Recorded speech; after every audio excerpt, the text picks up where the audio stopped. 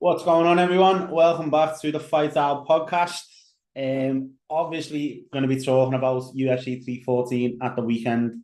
I've been excited to jump on and talk about this because I think it's by far the best card of the year so far. Being middle of April, looking at what's booked for the UFC doesn't obviously the International Fight Week card hasn't been released, anything like that. It's going to be tough to beat, and obviously you'll know for myself. I was big. I was big for this fight for Paddy, so it was one hell of a night. A lot of the fights mean a lot of stuff in the respective, divisions, if you will. So yeah, looking forward to getting in and talking about it. So before we dive further, as always, if you could remember to like, subscribe, drop us a comment if you agree. If you disagree, if you want to give me a load of shit down in the comments, let's have a chat. Let's talk about it. Starting at the top of the card, obviously Volk was back to his old ways, back to winning ways, back to being the featherweight champion. Faith in humanity is restored because Volk is once again champion of the world. What a performance, to be honest. I was tweeting all the way through. And by the way, for anyone based in the UK, well done for staying up, because I'll be honest, I don't know what it was about that night, but it was tough. It was very, very tough to stay up. I remember that once it got through the Krylov Reyes fight, and I was like, oh my God, I've got like 3 hours to go. Obviously, it was an exciting card and stuff. Then Reyes got the finish. I was up. Then it was into the fight on the card, Jean Silva, Yair, all them, and I was like, what? And then all of a sudden it was Paddy, and I was like, okay, I can see the light at the end of the tunnel. And then by the end of it, I didn't even go to bed. So yeah, well done to everyone who stayed up. Now, yeah, so with Volkanovski, like I said, what a performance. But I think you've got to give props to Lopez as well. 30 years of age, coming like the friggin' Tasmanian devil into the UFC. Something mad like unranked a title shot in like 600 days, something like that. He gave a good account of himself. You could just see the level in there for Volkanovski. And I was tweeting all the way through the fight, and I said after round one, Volkanovski's beating him like he owes him money, beating Lopez like he owes him money. Because from round one, you just see right away that it was not the same Volkanovski that's been in these other fights. It was, when I say the other fights, it weren't like the timid Volkanovski, it weren't the Ilya Topuria Volkanovski. Even the Islam 2 fight didn't quite look like the same Volkan at the time. It was always excuses, short notice. The Ilya one, we were like, oh, he didn't look that bad. He still looked good. Did look good in that first round, but he didn't look like the Volkanovski that drives forward and put people on the heels and stuff like that. He was quite, on the back foot, throwing stuff cautious. Round one, it was not that Volkanovski. It was old school, hungry, wanting a world title Volkanovski. And I thought he done absolutely brilliant. In total transparency, I thought it was 4-1. I can see how you're giving round two with the knockdown, so maybe 3-2. But people saying like it was a close fight and stuff like that, I don't think it was close. And I'm not knocking Lopez. Like I said, props to him. Young in the game, he'll be back. He'll get another title shot. But that was not a close fight. That for me was a really, really good performance by Alexander Volkanovski. And I think DC was the one who said it on Twitter or X. He just said, look, that fight was not close. He was arguing with some fans and stuff, and it was great to see. Now, at featherweight, there was a few featherweight fights on the card. Obviously, Yair Rodriguez being the most notable, but Jean Silva as well is going to be coming into the rankings. Like, there's a lot of stuff going on at featherweight. With that being said, I don't think there's a clear next challenger. You could argue Mosvar Evloev. Yeah, I won't necessarily disagree with you. I think he probably is the next, but there's no like standout. Like, let's have a look at these rankings. Obviously, they're wrong till tomorrow. Still got Topuria as champion, for instance, on the UFC website. But you've got Holloway in there who's going out. You've got Lopez in there who Volkanovski's just beat. You've got Evloev, who, like I said, probably is next. You've got Yair, who Volkanovski has beat. You've got Ortega, who Volkanovski has beat. And now you're in number 7 and 8. Number 7 and 8 are 2 UK stars, Arnold Allen and Lerone Murphy. I think they're in with a shout for being, next in line / next two and next 2 fights in line sort of thing. Especially Lerone Murphy coming off that big performance last week. I think if you're clever now as the UFC, you make a clear number one contender spot. Let's say you go with Evloev for the next one for Volk, which I think Volk had said in the build up. If a win, I'm happy to take him. I think if you're the UFC, you make a clear number one contender spot. And for me, it's got to involve Yair Rodriguez because I don't see how you can give him a Volkanovski rematch just off what he's done at the minute. He looked good, a brilliant performance. Obviously, he's in the win column. He's on a win streak, but I don't think you can really market that the way that let's be honest, the UFC really need good events at the minute because there's been some subpar. So I think if you book a Lerone Murphy against Yair Rodriguez, an Arnold Allen against Yair Rodriguez, probably Lerone, to be honest. Number one contender spot fight. Let's get in there. Let's see what's going on. I think that is a good next step. But in terms of title challenges, there's no clear route for me. There's not someone jumping out. Evloev's probably the only one. But I'll be honest, the fight doesn't excite me. Volkanovski versus Evloev. It doesn't. It's not like it's jumping off the page at me and really like, oh yeah, I want to see that next. And I think, judging off the Volkanovski performance, he's going to be around for a while. I think he's going to defend a few times, maybe get some big money fights at the end of it, before he sails off into the sunset. So can't wait to see that. Now, Diego Lopez, he was ranked number 3 going into the fight. He's obviously going to fall down a bit, I believe, because Yair was on the same card and won.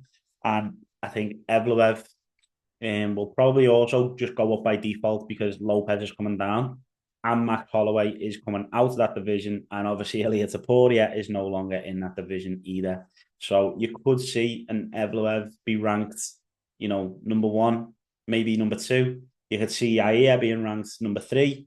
And then maybe Diego Lopez being number 4, which means next for him, you've got Arnold Allen, you've got Brian Ortega, who, obviously they fought. So you're probably going Arnold Allen, which means if we play our cards right, we might be seeing 2 UK stars in the featherweight division climbing them rankings and kind of being, next couple in line.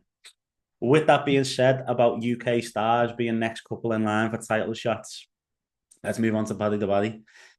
What a fight from against Michael Chandler. On the night I was nervous, I'll be honest with you. Like I was really close. And obviously, look, I'll preface this for people who are maybe just watching this for the first time. Obviously, you can tell by my accent, I'm from Liverpool, but I went to the same school as Paddy.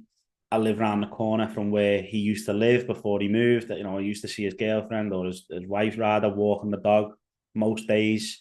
I know some of the lads that he knows, all that kind of stuff. So absolutely, I am biased in terms of wanting Paddy to do well, but I'm also one that'll criticise him. With like the Jared Gordon fight, stuff like that. I'll call it as I see it, sort of thing.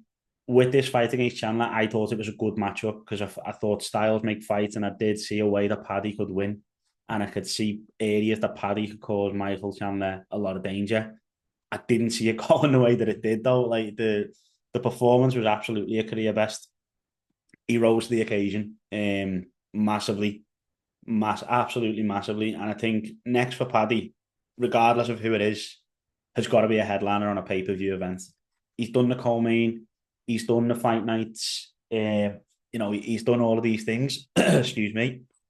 Next for him has to be, for me, a headliner on a pay-per-view, and it's got to be a number 1 contender fight, in my opinion. I think he's kind of talked himself out of a title fight. Like, going into it, I said on the pre-show, I said, if he gets an impressive win and finishes Chandler, you could see him being next. There's no clear next at lightweight either. Who knows what's happening with Ilia Topuria? Has he been promised a title shot? All that kind of stuff. But yeah, I feel like Paddy kind of talked himself out of a title shot because he's got the hype. He's got that. I hate comparing him to him, but he's got that Conor McGregor style hype where it's like, okay, yeah, let's put him in. He's a superstar at the end of the day. It was one of them. If he can even throw a punch, if he can even get, a string of wins together and get ranked in the UFC, Paddy was already a big star. So if he does all that, he's going to be a mega superstar, which he's absolutely, on the way to being now. And I think next for him, when you look at that lightweight division, I'm assuming he's going to come in at number 7 now because he's got to take Chandler's place, surely. Above that, you've got the kind of old guard you've got the Dustin Poiriers, you've got your Justin Gaethjes, you've got your Charles Oliveira's. You've got the newcomer, even though he's kind of old guard, in Max Holloway in there. You've obviously got Arman still ranked number one. You've got Islam, you've got Saporia to go in there as well.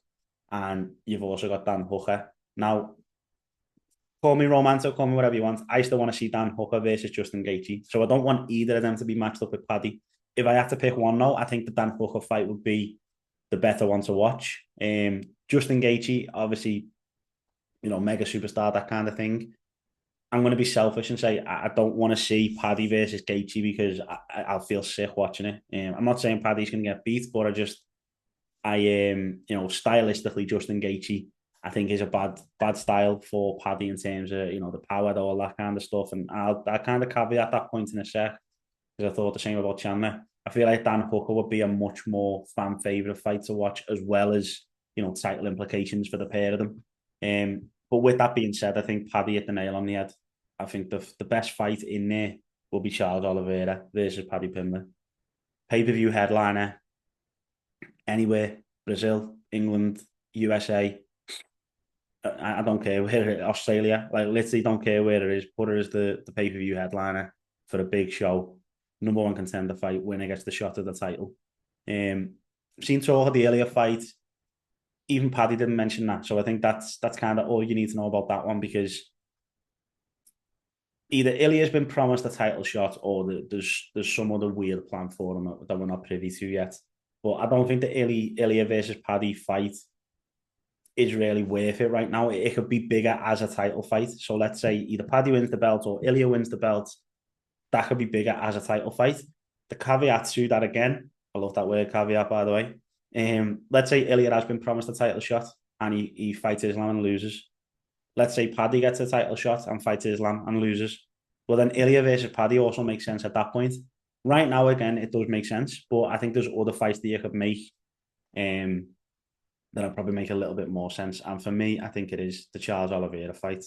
But yeah, Paddy the Paddy, man, what a performance. I was so nervous going into it.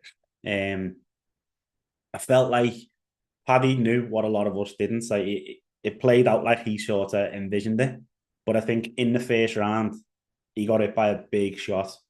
And he was fighting well to that point. Like he didn't even really look near. He didn't look as animated, I didn't think, where he's staring down. Usually he's like smirking a little bit more, stuff like that. So I felt like he was more dialed in, not necessarily nervous, just dialed in. But then he took a big shot from Chandler in round one. And it felt like from that, he was just like, okay, I knew I was going to get hit. He said it after the fight. He knew he was going to get hit. He'd been hit. He tasted it, knew he could take it, which, in his mind he did anyway, but it's like a tick box, isn't it? It's like, okay, I've took the shot. Let's go now. Let's play. From then on, I don't even think Chandler touched him, to be honest with you. I can't remember if it was before or after the takedown, but even the takedown, Paddy reversed it. Anytime the fight went to the ground, Paddy looked very dangerous. In round three, I literally tweeted, he took Chandler's back with 4 minutes in the round left. And I was like, I just tweeted saying, Paddy on your back for 4 minutes, it's over, no matter what way. I can't remember when he finished them, but it was, a minute or two later.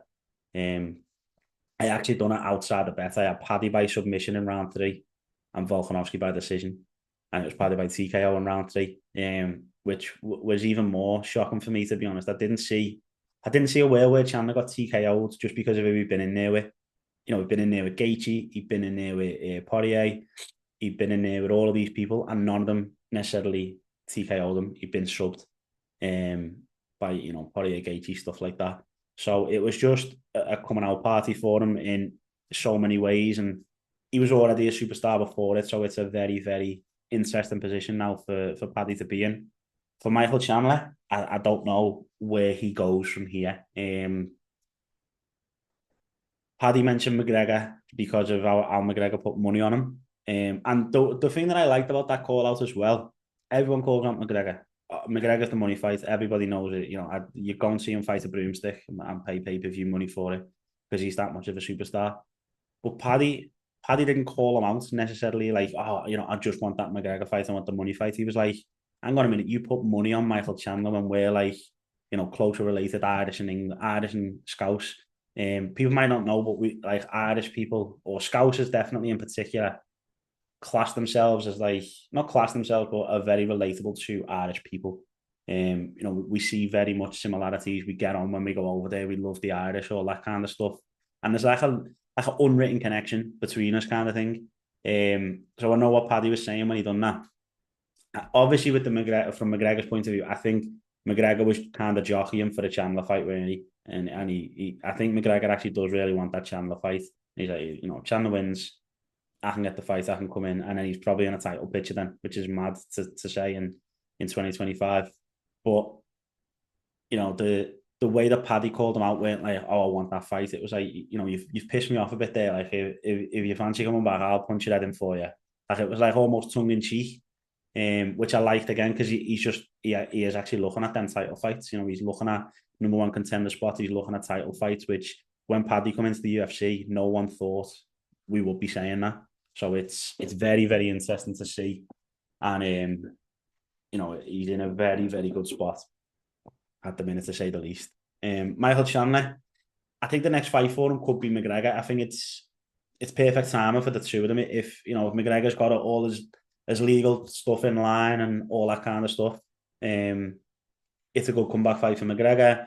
Good fight for Chandler. It's kind of like a McGregor versus Diaz fight. Like, there's nothing on it. There's no title. There's no BMF title. There's no title implications. It's just a fun fight. You know, it's just a fight that people want to see. Maybe have a kind of card where you've got them fights. You know, Izzy's in a similar spot. Like, he's not in the title picture anymore. He's not in that mode. Let's bang a couple of these fights on a card, and let's just have a fun UFC fight night card. And if you're talking about UFC stars, forget about titles, forget about politics. There's none bigger than McGregor, so he is going to be the headliner. And if you put McGregor on a headliner, you're selling millions of pay-per-views. Put McGregor and a few others on a pay-per-view. Imagine how many you'd sell. You know what I mean? So that's the kind of angle I'd love to go. Maybe if I was the UFC matchmaker. But yeah, great spot for Paddy. Great performance. Made up for him. You know, hopefully we can see him fighting later on this year for a number one contender spot. Now, there's two more featherweight fights on the card that I'm going to talk about. So obviously you had Yair and Pitbull, you had Jean Silva and Bryce Mitchell. Now, I went quite big on the Bryce Mitchell train going into it on the pre-show. I did actually get a bet up on the night. Done a cover bet. I had Jean Silva on it. I had Jean Silva, Yair, Paddy, and Volk as a kind of, you know, nice safe bet. The bet that you realistically thought would happen, but you know, you're kind of looking at odds and stuff when I'm doing the pre-show. So Jean Silva, by the way, needs to swerve that barking. Don't care what you say. It's like the most annoying thing ever. Like, by the end of the night, I felt like punching me telly because he just kept doing it.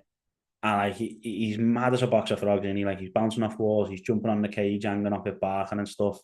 And obviously, yeah, you know, he's just won, like, emotions are high, all that kind of stuff. But come on, mate, like, let's settle down here, let's get your stuff done. Stop the barking. You've just won. Okay, it was funny once, it was funny twice, now it's just getting annoying, I'll be honest with you. But what a performance again. I heard Rogan talking about like matchups with ranked UFC featherweights, like top 5 featherweights at one. After the Yair fight, he was like, what about Yair versus Jean Silva? And I was like, Jesus Christ, Yair's probably going to be ranked number 3, number 4, something like that. Jean Silva's unranked. He's going to be ranked after that fight, but is that what we're talking about with Jean Silva? Maybe we are. You know, maybe we are looking at a major superstar. The fighting nerds are all doing amazing in the UFC. Kyle Bahayo's been like the bigger one at the minute. Is Jean Silva going to come in and steal the show and maybe get a top 5 and a title shot, you know, pretty quick? I don't know if I believe that, but for him, there's a lot of potential. When you're looking at the featherweights, you know, he's probably going to come in ranked 13, 14. Bryce Mitchell is 13. You've got Danny Ige 50. You've got Calvin Kattar at 14. I don't think Calvin Kattar's got a fight book off the top of my head. I'd have to look into that. But let's say he comes in at 13, 14. You've got Zalal, you've got Giga Chikadze, you've got Josh Emmett, you've got Aljamain Sterling number 9, and then you're into your little Murphys, Arnold Allens, that kind of thing. I think in there, I've seen people talking about the Aljamain Sterling fight as like a name for Jean Silva. I'm not against it. I just don't obviously Aljo taking it, to be honest. But I suppose what position is Aljo in to turn fights down right now? I like any of them. I do like any of the fights, to be fair. Josh Emmett's on a loss, doesn't kind of make sense. Giga Chikadze, I think they'll be calling him out. Danny Ega's just got a questionable win. Does that fight make sense? I think it'd be a bit of a banger, to be fair, but I think Jean Silva's going to be looking further up the rankings for some names. Aljamain Sterling as a ranking number 9 is probably the prime spot that he's looking at.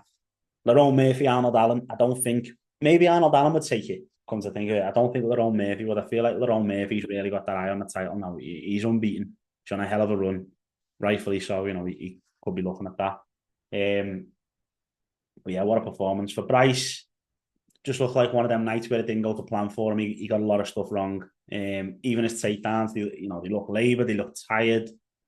Bryce is in a tough spot, man. I don't know where he goes from there. What his motivation is, that kind of thing. He's one of them fighters, isn't he? That you almost feel like it's a hobby. He's got his farm, he's got his animals, he's got all this stuff going on. And you can't. I don't know. I get the feeling like he kind of does this on the side almost. It's a nice income for him. It's something he enjoys doing. He's not necessarily going all in on it. Oh, I want to be a champion, anything like that. And I think Jean Silva, this is probably the only thing he does apart from bark at people. So, he's definitely in a very interesting spot. I could see him getting like maybe a 10-7 kind of ranking when I want to see these new rankings tomorrow. I was going to hold off on this video, but I just wanted to talk about the fights, to say the truth, and kind of just brain them before the rankings come out. But yeah, what a performance. What a performance for Yair as well against Pitbull. I feel like when these people come into the UFC now, the UFC are really throwing them to the wolves and saying, look, you're in here now. You're no longer in Bellator. Longer in one championship, anything like that. You're getting thrown to the wolves. And Pitbull got thrown to the wolves. He didn't look good. I've seen him in Bellator. I'm not going to sit here and pretend like I watch every Bellator event or every Pitbull fight, but I've seen him fight a few times and I've watched more since he got signed by the UFC. And he didn't look at the level, to tell you the truth. And I know that sounds harsh, but he really did not look at the level. Yeah, I thought done a very, very good job with what he had to do. Yeah, he put himself right back in that title mix. I think, like I said, I think the Volk rematch is tough, but let's give Yair a #1 contender spot, a #1 contender fight, against someone else. Get a new challenger in there. Lerone Murphy, Arnold Allen.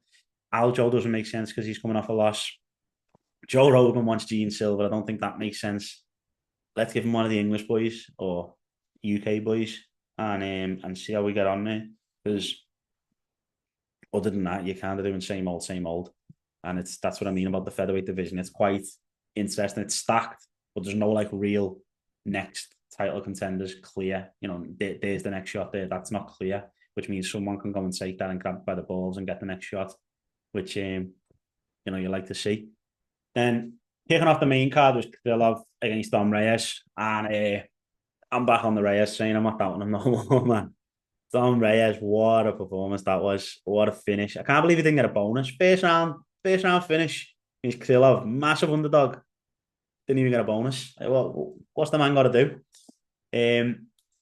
Puts Reyes, and I know I keep saying interesting spot. I'm conscious of that, but it puts Reyes in an interesting spot in that division, man. So he's number 11 going into it. Krylov is number 8. He's got to jump, and he's got to jump to at least 8, and then you're in your Khalil Roundtrees, your Rakitic, your Bokovic. He's been beat by some of these people above him. Is he there for a rematch? Can he get the rematch? Some interesting ones. And when you're looking at the champions, Ankalaev, Alex Pereira obviously matched up. Let's say Pereira wins, and I don't know if the UFC will do an immediate trilogy with Ankalaev and stuff. Pereira against Dom Reyes is an interesting fight. Striker versus striker. Just let's punch each other's heads off and let's see what happens. Kind of fight. People might laugh when you say that, but at the end of the day, Dom Reyes took John Jones to deep waters. I know it was 4 or 5 years ago or whatever, but he looks like he's on a resurgence since 2024. Up till 2020 to 2024, I think it was 5 fights, got finished 5 times. 24 to middle of April 25, he's had 3 fights and won 3 finishes. back with a resurgence. His MMA record all of a sudden looks a lot better. And, now he's got confidence. Now he looks like he's in a little bit of flow state in there. He looked really good in the fight. I thought Krylov looked like he couldn't get going. And right away, sometimes when you watch a fight and right away you can see like, what I thought was going to happen isn't happening here. And I'll be honest, I thought Krylov was going to come in and steamroll him. I really did. From like the first 30, 45 seconds, maybe a minute, it was like, oh, hang on a minute. No, this does not look like how I thought it was going to look. And Reyes looked dangerous. He looked comfy in there. He looked calm. He's letting his shots go. Like it was not looking the way I thought it was going to look. And, I weren't surprised basically when Reyes did get the finish in the end. If you'd have said it before the fight, I would have been very surprised. But once I seen the first minute, like, no, I can see that going that way. So a lot of implications there at light heavyweight, but the UFC needed a card like this. They needed a big event. And Manchester in the UK was a flop of an event for like how it felt, how the main event looked, all of that kind of stuff. Tom Aspinall fight was good. The Paddy fight was good. Put Paddy and Tom Aspinall on any card, and I'm biased. I'm from the UK, yeah, whatever. But watch their fights, mate. Put them on any card. They do get it exciting. Paddy gets the crowd going. Paddy was fighting somebody that's got an affiliation with Miami. Now, I know Chandler doesn't live there, but he trains in American top team. He lives in Miami. What is that? Say he's there for 6 weeks every fighting camp or 10 weeks of fighting camp. He's living there for 18 to 30 weeks a year if he fights 3 times a year. He's going to know a lot of people there. He's going to speak to people there. People there are going to want him to win. Paddy did not walk out like somebody who was, a non-hometown fighter. Paddy, if anything, walked out like the hometown fighter in Miami against somebody that, lives in Miami, say, for half the year.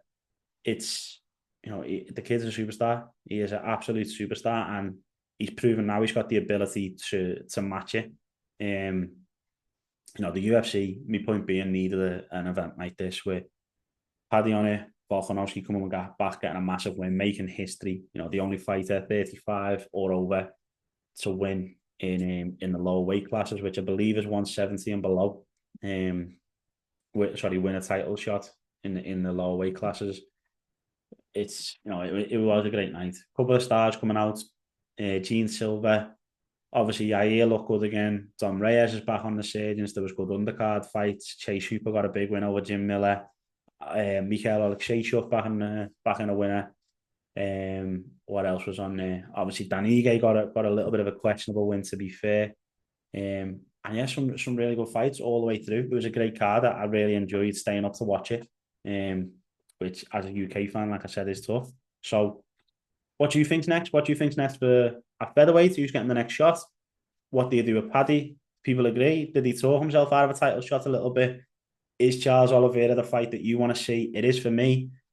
Paddy's predominantly a submission style fighter. His striking has come on leaps and bounds. His kicking in particular. Now his boxing. He's been boxing with Chris Williams now for years. Who is well known in Liverpool. He's a really good boxing coach. He's got a few fighters. He's got Brandon Dodd, who's a boxer. Got a few others. So his hands are coming on a lot as well. But as a style, he's a submission style fighter. You've seen it when he threw up. He threw up a fucking flying triangle against Michael Chandler out of nowhere, by the way. Come from absolutely nowhere. And he was trying to get it. Even when Chandler was on Paddy's back, me personally, I was sitting there like, he's going to reverse him. When's he going to reverse him? Where's the opening? And he was just consoling Chandler's right. Like, he's so good on the ground. It's ridiculous. I'm no expert on the ground. I'm not trying to pretend that. But through watching fights, you learn certain positions. You see people that do stuff. Paddy shows you something different all the time. Like he says, he's a weirdo. He is literally a weirdo when it comes to fighting. His style is weird. His striking's weird. His submissions are weird. Like he gets weird angles. He goes for weird, kind of positions, stuff like that. And it all works. Like DC said, he's not a Conor McGregor style striker where it looks clean. It looks very awkward. He throws them from weird angles. Sometimes his chin is up in the air. Sometimes his hands are down. But rather than that being a lack of striking anymore, I feel like that's his style. In the past, because his striking weren't as good as a submission game, it was like, oh, he needs to work on his striking. His chin's up in the air. This position's wrong. That's wrong. I think now with how much work he does on it, it's no longer a lack of experience there. It's actually his style. He's figured out a style that works in MMA. And they always talk about that in Next Gen as a gym. In Next Gen as a gym, they don't teach like jiu-jitsu, Muay Thai, boxing, kickboxing. They teach MMA. They don't come at it from individual disciplines. They come at it from a multi-discipline one sport, if that makes sense. And I think that's showing in Paddy's style. If you even he said himself, if you put him in a jiu-jitsu match, he'll get beat by certain people. If you put him, in a kickboxing match, he'll get beat by certain people. If you put him in an MMA match, he's a problem because he mixes it all together very, very well. And that comes from style of training and his fight IQ. I know I'm going on a lot about Paddy, so I'll wrap this one up here. But brilliant night, UFC 314 in Miami in the books. Can't wait to see what comes out tomorrow in terms of ranking, positions, all that kind of stuff. Can't wait to see what the UFC books next for Volk, for Paddy, for Jean Silva, and for Dom Reyes. I think there could be some massive, massive fights. I don't think we'll see Paddy or Volk for before International Fight Week. I can't see them being on that card as much as I'd love them to be. So I think they're going to be later on. But I think we might see Jean Silva's and Dom Reyes popping up maybe around that time on some big cards. So let's see what they do. If you agree with me down below, let me know. If you disagree with me, think I'm talking absolute bollocks, let's have a chat. Thanks always for watching, and we'll see you in the next one.